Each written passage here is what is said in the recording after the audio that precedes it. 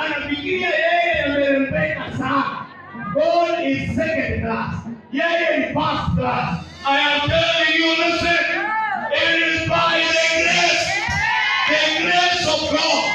Nothing but the grace. Neema. Ni kwa neema. Lafu kapea kwa high rate. Si baya. Nunueni kwa high rate. Lakini wakishanunua kazi inaendelea. Tuko tu. Tunaendelea. Listen. Kuna watu walitembelea hiyo miaka na kama ni duka tembelea. And they are no more. Bwana asifiwe sana. Praise be to God. Mwanaume na miaka minne anasema hapa ni kwa hata mende wananisikia.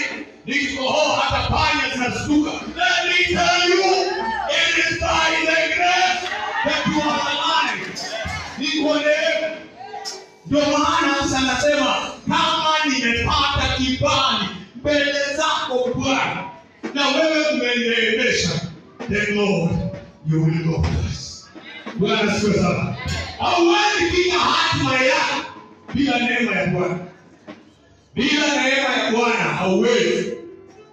Sio pesa, sio sura yako, sio mtu wa kweli, ni neema ya Mungu. Bwana asifiwe sana. Sio wewe tunaibanga hiyo. Neema, neema.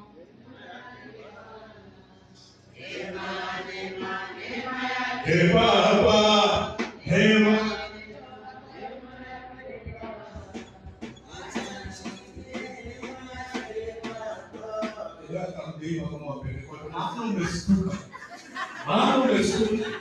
Unaona ni wewe. Bwana asifiwe sana. Praise the Lord. Ni kwa neema. Musa anasema Baba, it is by grace. Praise the Lord. Bwana asifiwe sana. So you cannot reach your God-preferred destiny on your own. Hauwezi pika hatima yako ati wewe, ati mimi wa ukofrani, mimi wa washimu. Hakuna. Kuna. It is not on your own. Praise be to God.